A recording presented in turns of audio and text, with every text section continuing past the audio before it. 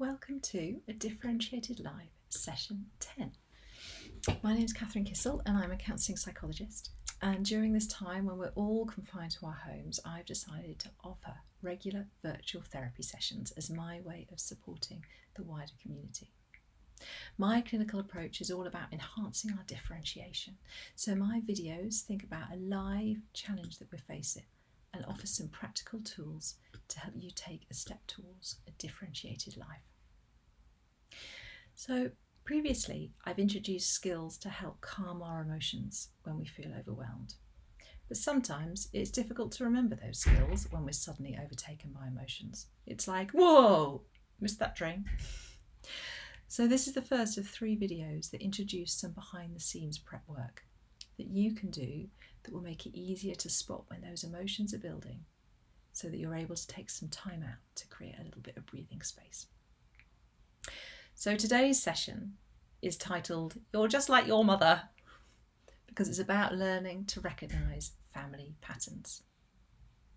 Now, you may already be familiar with the idea that when we become anxious, we go into emotional lockdown.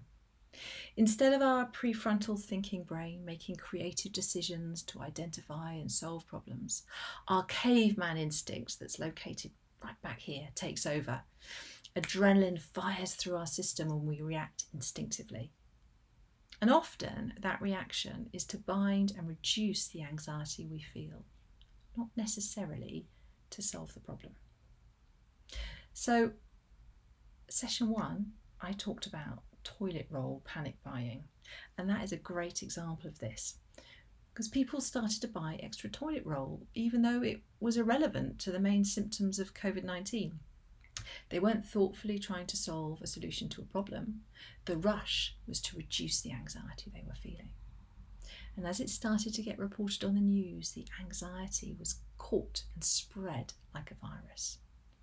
More and more people felt that anxiety and the fear, and the trickle of people rushing to the shops became a torrent.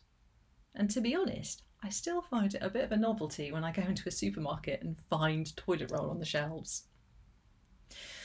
So from a psychological point of view, our approach to this tends to fall into 2 areas. One is with individual therapy, which focuses on reducing our own response to anxiety, whether it's physical, whether it's thinking, whether it's an emotional response. Social psychology explores the group response, that herd instinct or group think that goes on.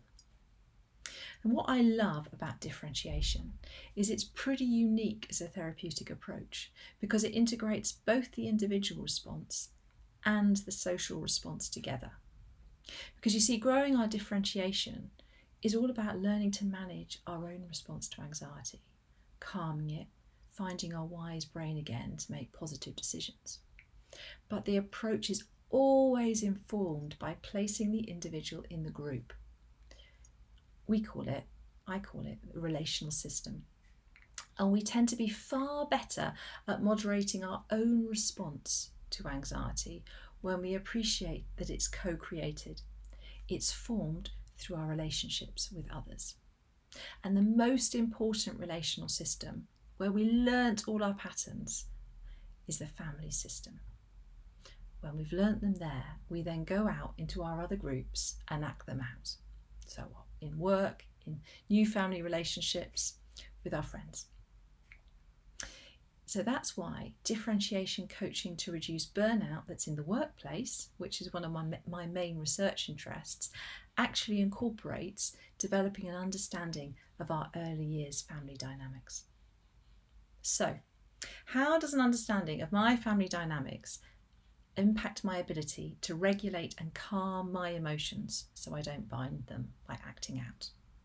Well, you might have watched the programme Who Do You Think You Are?, where famous faces trace back their family tree.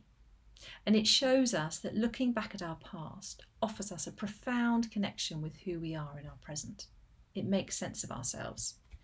When I was writing this, I dug out a photo of my great-grandma with my granddad and his brothers. Differentiation coaching, in the same way, looks back at our family tree, and it identifies how our roles, our relationships and our communication patterns the ones we experienced in our childhood, and that often we can see repeating through several generations, unlock an understanding of who we are in our present. There's two key elements that I want to look into about our differentiation family tree together. It's about understanding how our family related to each other under pressure and how our family dealt with conflict. And the way we think about them is we're interested in how did the flow of anxiety or emotion move around the family or the group of people who raised you. And then how did you respond to other people's communications, whether they were verbal or non-verbal or actions? Because in the now, when those same communications occur, you will respond in the same patterned way.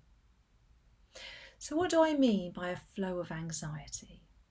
Well, my daughter, who has an uncanny knack of observing these things, turned to me when she was 5 and said, "When you're stressed, you get annoyed at Daddy, and then Daddy gets annoyed at my brother, and then he gets annoyed at me, and then I get angry at you."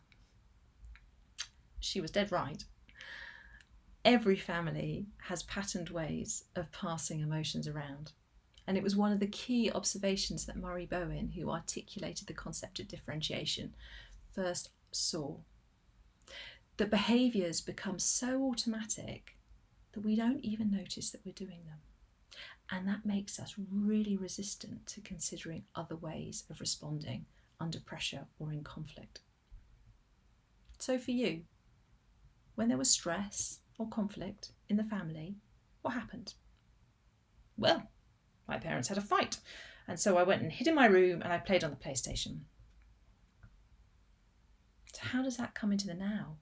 Well, you might find that when there's conflict or a disagreement of views, you might withdraw to avoid being pulled in. You might distract yourself, find an equivalent of a PlayStation to block the feelings. And while those of me may have been fantastic and sensible responses as a kid, and they might work well for a while as an adult, you may hit challenges when those responses aren't helpful in the current situation. You might be called into a leadership role or become a parent, and suddenly you find that you want to avoid conflict rather than addressing it. That perhaps you try and soothe your feelings by unhealthy methods of distraction, like drinking. And under lockdown, with everyone in confined spaces, you may find yourself faced with even greater disagreement and feel really uncomfortable and overwhelmed. What about under pressure? Well, maybe your mum struggled to cope. Maybe you found that you had to step up and take care of the other children, or be her confidant and listen to her and support her. Well, that is absolutely what you had to do in your early years, and your role may have kept the family functioning. But it might mean that in your adult life, at times of pressure like we're experiencing now, you may feel compelled to step up and take care of others, to listen and support them. And those are wonderful gifts, but it might mean that you forget your own needs. Burnout often happens in the caring profession because they don't feel like they can ask anybody else to look after their needs. And we can also treat people like they are our mothers. Where your mother may not have been able to take care of you, you may put that onto other people and think, well, they can't take care of me either. But that may not be true. It's as if our childhood creates a kind of script of a play that we play. And as we go out into the world, other people take on the roles that were originally played by our family members. And we can even invite people to take those roles on, even if we don't mean to. And as we automatically take on the same role, it comes with a very strong emotional reaction. It feels like we almost don't have a choice. We have to do it this way.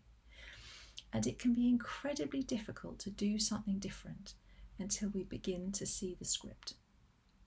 Then we can say, oh look, my partner is acting just like my mum, and so I'm suddenly wanting to act like this.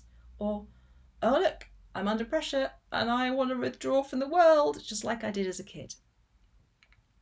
When we gain a little bit of meta perspective, that little bit of a step back, when we get that family picture, then we can create a little bit more flexibility as we spot what's happening It gives us a little bit of breathing space so that we can try doing something different. Perhaps we might remember to use the focusing tools that we've been working on. It's easier to soothe a strong emotion that arises when we recognise that the emotion isn't only coming from now, it's also coming from back then, from the experience in your childhood. So today I want to encourage you to take some time to think about what happened in your family when there was disagreements or pressure. How did different people respond? Was conflict scary or welcomed? Who shared what with whom? Who was left out? Who ignored the problem? Who raised the ante and increased the stress and the drama? Who provided the answers? Whose view was ignored? And where did you fit? Start to see if you can spot the same patterns outworking now. Who have you placed in your family members' roles? What part do you like to play? It's slow and steady work, and it's something that as a therapist I help my clients to spot, because it can be difficult to see when we're in the middle of it. But as you start to notice your behaviours, you will irritate yourself because you'll realise that you keep doing the same things. So you'll spot it and then you'll still do it. But that enactment is part of the learning. Bear with it. You will get better at it. So have fun digging out your family patterns, and I'll see you next session.